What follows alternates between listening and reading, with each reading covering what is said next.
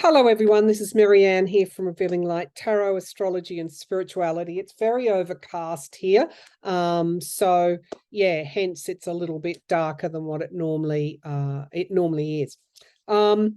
I want to talk to you today about Pluto moving or ingressing into Aquarius, where it will stay until June, moves back into Capricorn, and then permanently into Aquarius for the next 2 decades from January 2024. It's a big deal, basically, because Pluto is all about power, and Pluto can also be about corruption of power.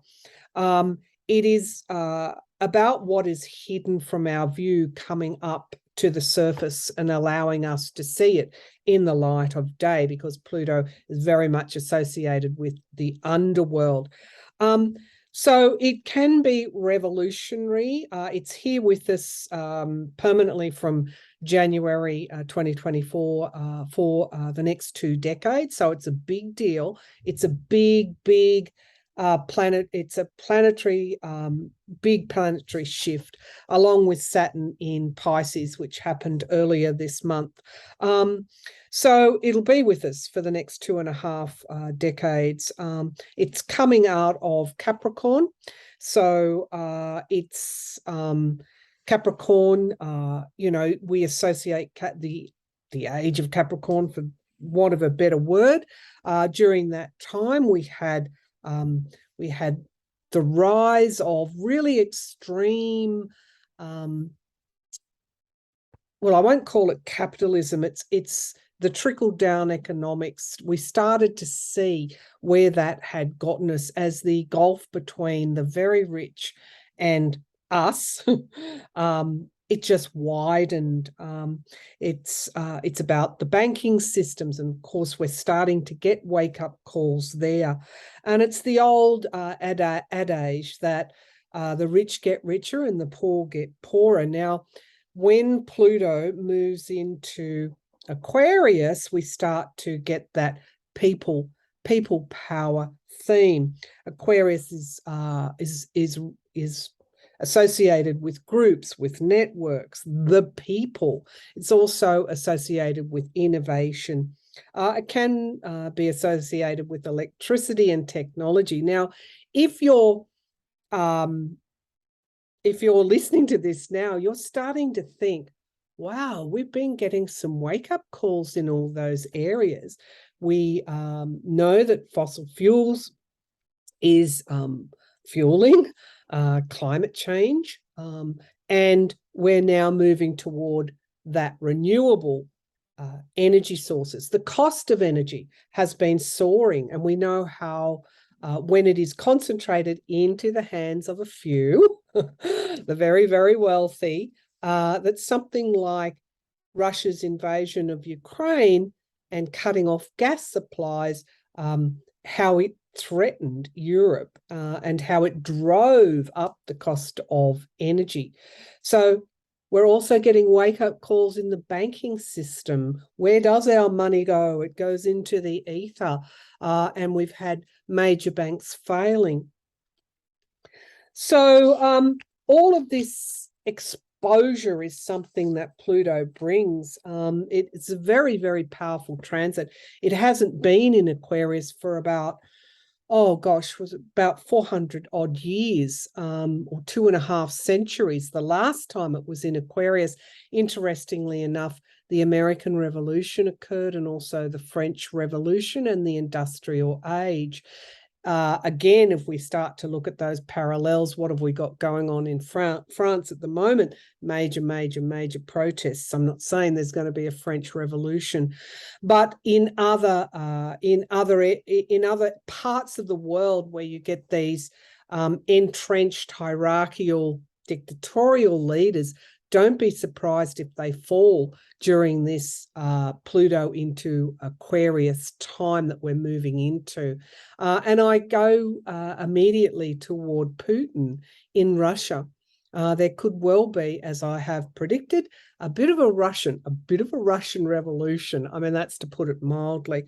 But don't be surprised when leaders that have been in power for decades there's a changing of the guard, and some will fall. Whether that's through revolution or not remains to be seen.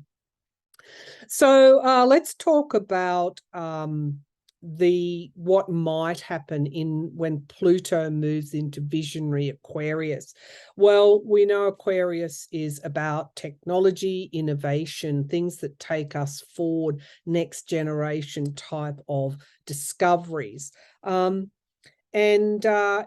got this rise of AI coming through, which will bring both benefits but also insecurities as well if there are not the guardrails or the checks and balances. Remember, Pluto is not an easy transit at all. It does bring up what needs to be brought up so that we can have evolution take place. So we might see, for example, in the internet and social media, we're starting to see the dangers where everything goes cashless, for example. Social media power is concentrated with literal social media oligarchs, and my immediate thoughts go to what Elon Musk has done on Twitter, Mark Zuckerberg on Facebook. So Pluto into Aquarius will uncover and unearth what we need to see, and there's going to be some wake-up calls along the way. So we can remember that song, Is This the Dawning of the Age of Aquarius? And we can put our rose-colored glasses on. I feel intuitively it will be both good and bad, and we can't look at something in a static way. The good, yes, we will get innovation coming through, particularly in science and climate change science, medical breakthroughs. We will also there'll be that push again where union power or collective bargaining power is reinvigorated as people demand more. We are not the slaves of trickle-down economics. So there'll be this greater push for equality. There'll also be exposing of corruption, and that will be interesting, and we're starting to see that happening now. These are all, I think, good wake-up calls and advances. On the other side of the ledger, as I said, the rise of AI going unchecked could be quite something for us to grapple with. So there needs to be those guardrails. There could be, as I said, revolutions around the world, and revolutions there's peaceful revolutions, but generally they're violent. And how far is too far with technology? How much have we ceded our power over to the internet, to the social media, to as I said, the digital systems that we got the wake-up call with cryptocurrency. So there are important lessons that Pluto will bring. I'm just going to take a look at the Pluto into Aquarius over Washington, D.C., because it's really quite enlightening. Let's just take a look at that chart. So let's just move me in case you can't see me. Okay, so straight away, the thing that really stood out to me, yes, Pluto in the 6th house of health, illness, day-to-day routines, well-being or not, service to others, public service. Pluto is sitting conjunct with the asteroid Eros. Now, for those of you who don't know, Eros is in Greek mythology, the god of Greek and Roman mythology, or Roman mythology, Cupid, the Greek mythology, the god of love. But when it turns up here, it can be associated with, sexual, salacious type of stuff. Now, remember, Pluto, power of is about power, and it's also about corruption of power. And I go straight to Trump and the Stormy Daniels and Karen McDougal matters that are currently, or Stormy Daniels currently before the Manhattan DA.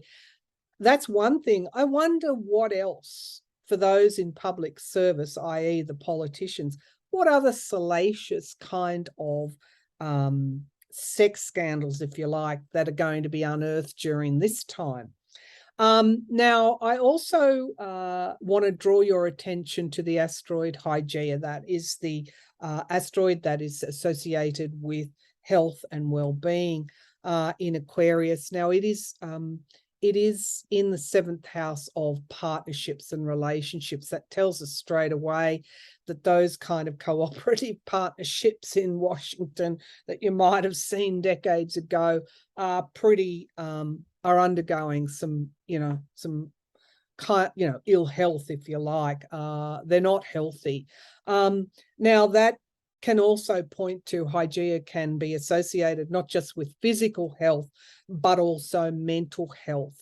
And Pluto coming here alongside both Eros and Hygeia, how healthy are these, I guess, Washington extremists? How healthy are they for us, for the people? And so we get that with Pluto there, we get that exposed as well. Most of the MAGA extremists can be associated, well, at least one prominent congressperson can be associated with QAnon, which of course I've said in the past, those diving into conspiracy theories, boots and all, with your entire being is an indication of mental health issues. But back to Washington. The other, I guess, the other main thing here for me is that Pluto in the 6th house is squaring the North Node, the Moon, and Venus here up in the 10th house. There is a huge evolutionary process going on in American politics. You don't need me as an astrologer to tell you that. You already know that, because the 10th house is about public life, and it is in Taurus. And we can see the instability that this extremism has wrought. And I've talked about that at length before.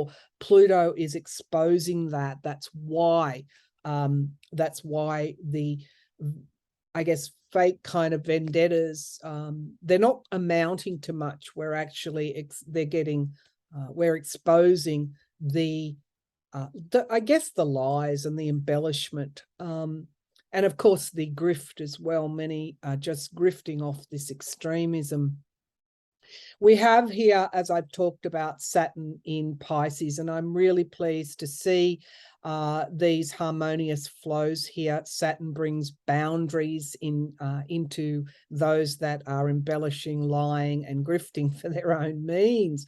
So the lies, in other words, are falling on deaf ears, certainly in the majority. Maybe there are those that are lagging that need to have this, that are in the middle of that evolutionary process. And of course, Pluto will do its job by exposing the corruption. I know that one popular media outlet is calling it indictment season and are selling t-shirts with indictment season written on it, because they're the former president and current leader of the Republican Party is facing really serious investigations, and if all things are equal, indictments in the near future. So Saturn in Pisces is putting that big boundary again around the big lie. Pluto's doing its work in exposing what is corrupt. But it's also in our communication as well. We are being, aka Fox News, we are being brought to task around our communication and making sure that we are not on that grifting train, pushing extremism and wild kind of theories. So in all of our communication, we are being given a wake-up call, and Fox is fact-checking a lot more now because it's facing those major lawsuits. Now, all squaring the North Node. The North Node is our evolutionary, what we what we've learned, what we need to actualize in this life. And it's there with Uranus and Taurus and Venus. So there's for the good of our health, for the good of our healthy societies, we've got to deal with this muck. And so Mars in Gemini, it's doing its job because it's squaring Neptune in Pisces, which is boundless. And I've talked about that before if you want to see my Saturn in Pisces reading. So huge revelations, huge potential to, I guess, I'll just stop that share, stabilize the boat. But with that, we can expect, the good things and the bad with Pluto. Pluto will do its job. Pluto will expose what needs to be exposed. Now, some of you, while I've got you here, some of you have been concerned about Putin and Xi Jinping meeting up.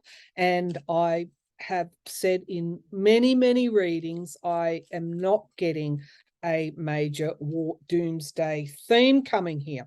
Rather, what I get from Xi Jinping meeting up with Putin in Russia, Xi Jinping is seeking to dominate Russia. Xi Jinping wants everything it can out of Russia for Xi Jinping's good, for China's good.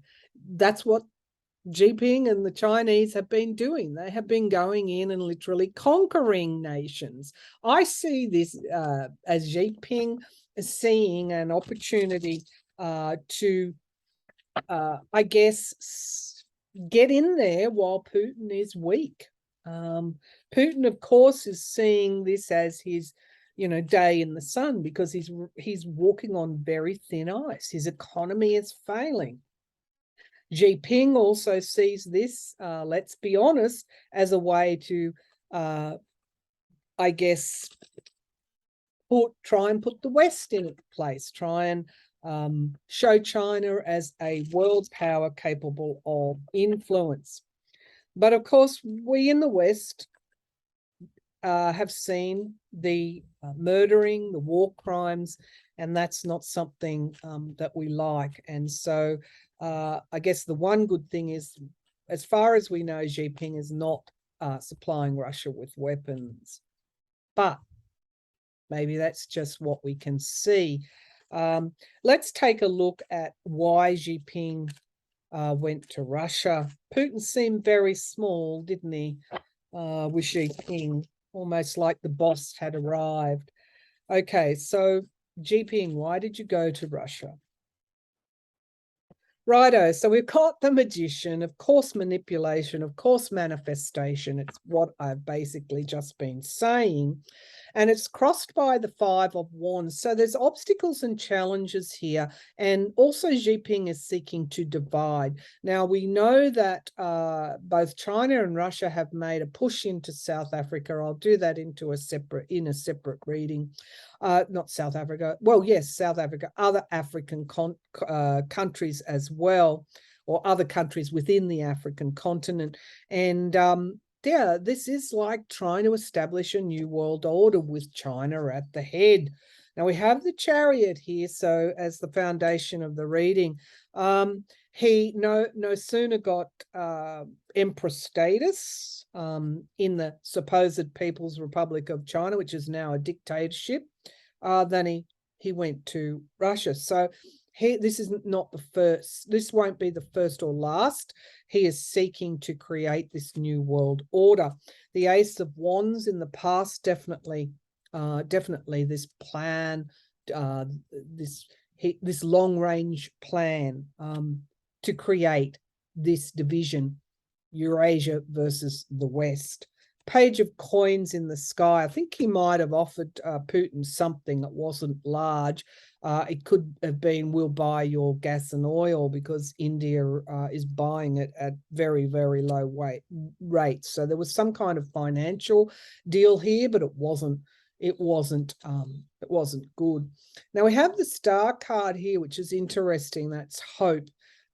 So Putin and Xi Jinping have been allies for quite some time, this gives the Russian people hope that their economy might start to strengthen. Xi Jinping also was brokering this supposed peace deal, which says Russia can have parts of Ukraine. What a load of nonsense.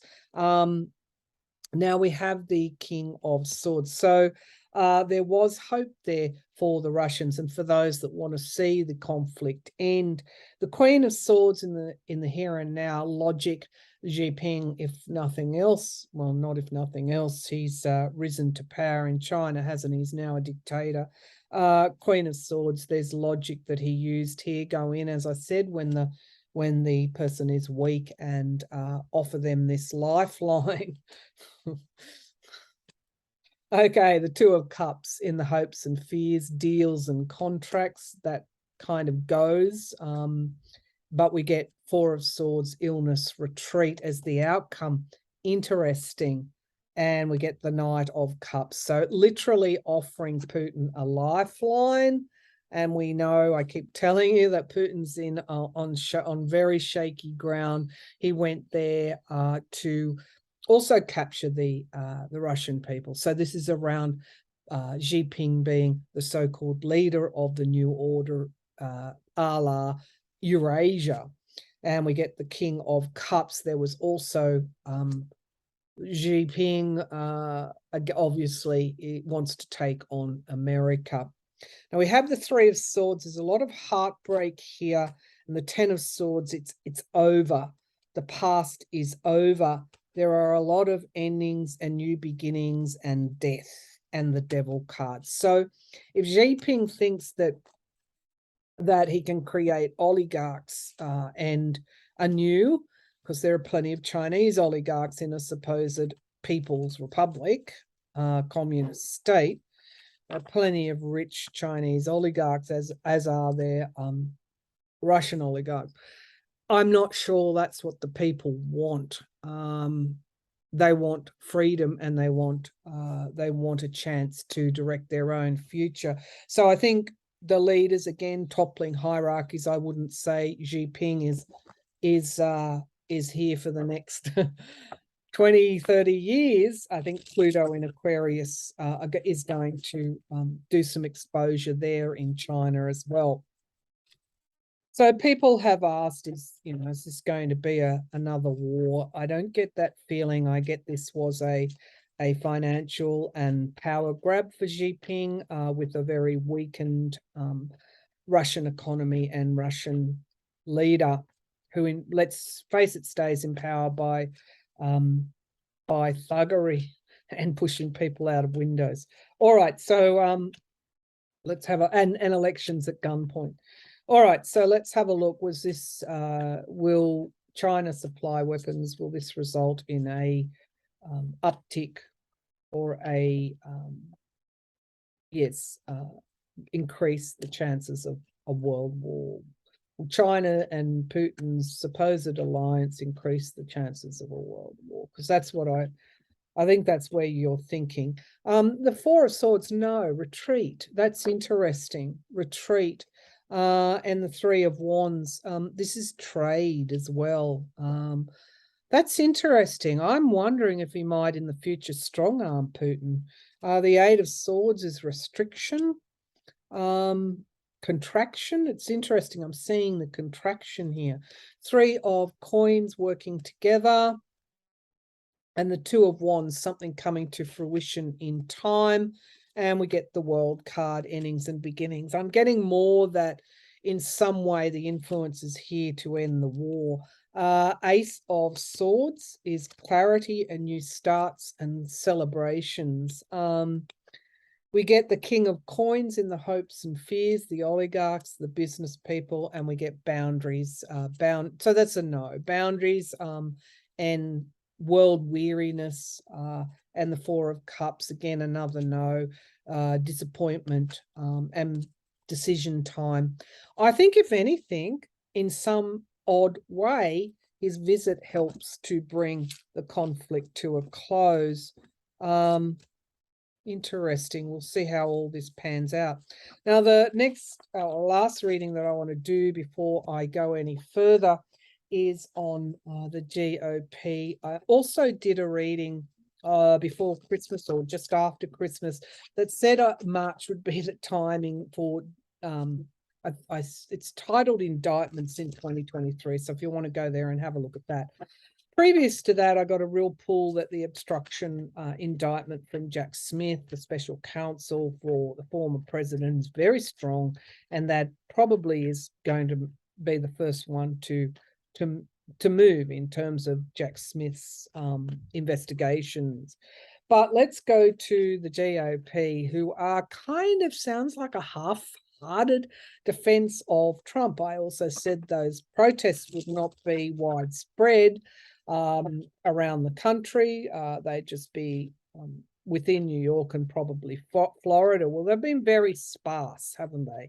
I think we should not get complacent about these militia type groups, Proud Boys, Oath Keepers.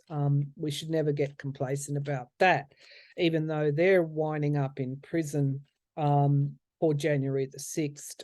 I don't see widespread protests, and indeed Trump's calls seem to be falling on deaf ears. But as I said, we should never get complacent. All right, the GOP, Jim Jordan, no, the federal Congress cannot in any way influence or impact on the Manhattan DA's investigation. No, it's a state investigation. They said something about if any federal monies. What? Are they obstructing justice now as well? So don't worry about that. But their defense of Trump scene, I said a long time ago, the GOP will try and let the law do their dirty work and get rid of Trump. What do the GOP leaders, and I think Mitch McConnell, who is a terrible, what we would consider has done some terrible things, but one thing he did say was we'll let the law take care. Now, that was a very smart political comment. Okay, so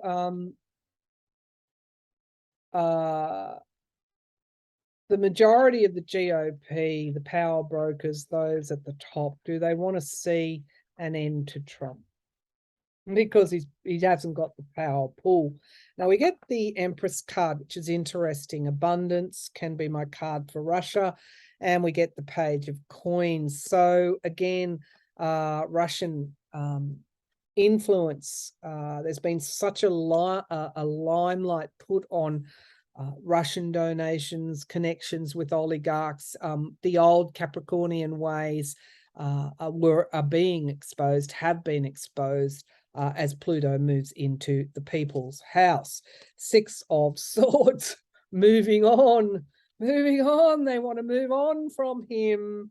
And the Ace of Cups is in the past. His emotional pull is in the past. Now we have the Six of Coins, loans and debts. Now, if you don't think Trump has a book of salaciousness on some of those GOPs, think again.